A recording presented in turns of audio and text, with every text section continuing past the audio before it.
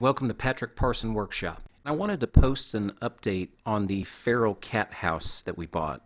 We've actually got a new feral cat house that's a little bigger, so I wanted to post an update and talk about the difference between the two and why we got the new cat house. So welcome and stay tuned and we'll get into it.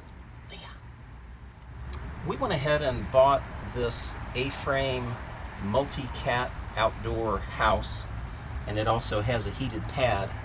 That's the first one that we bought there, and it was for 1 to 2 cats, and we found it to be just a little bit small.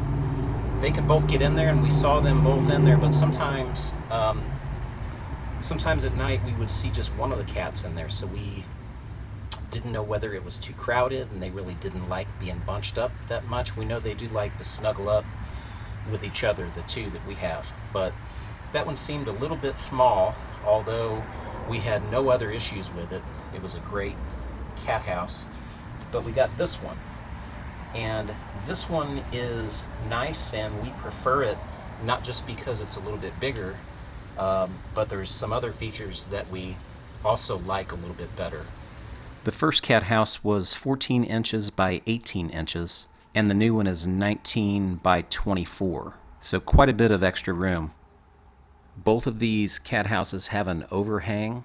The first one, the smaller one, is kind of a doghouse style. The roof just overhangs the structure, and the A-frame, the design is kind of clever where the face of the A-frame kind of tapers back and then the roof line tapers out, so it gives you a little bit of an overhang there.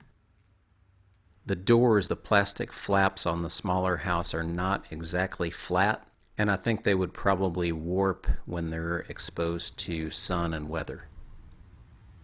Also, because the interior is so small, if they push that flap in and there's another cat in there, it's kind of crowded and the flap really doesn't have anywhere to go without hitting the other cat. The heated pad on the first cat house, the smaller one, was a little bit thicker, a little bit more cushion there, so I did like that better on the first cat house.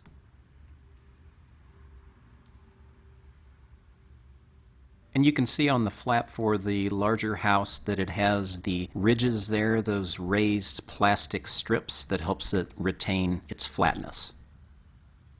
Overall, the fit and finish and the materials on the larger house, just like the smaller house, are very good. You can tell it's good quality.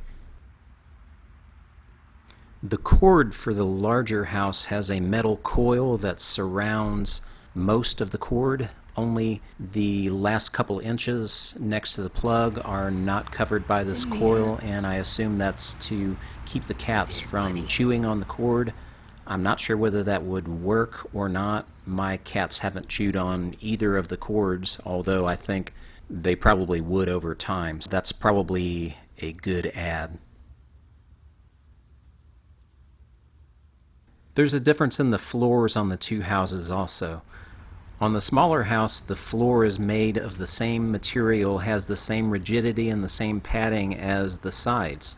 In the larger house, the floor does not have rigidity and it does not have padding because it needs to fold up as part of the design. So you're always going to need a pad in there with the larger house. With the smaller house, when you pull out the heated pad, there's still a little bit of padding in there for the cats.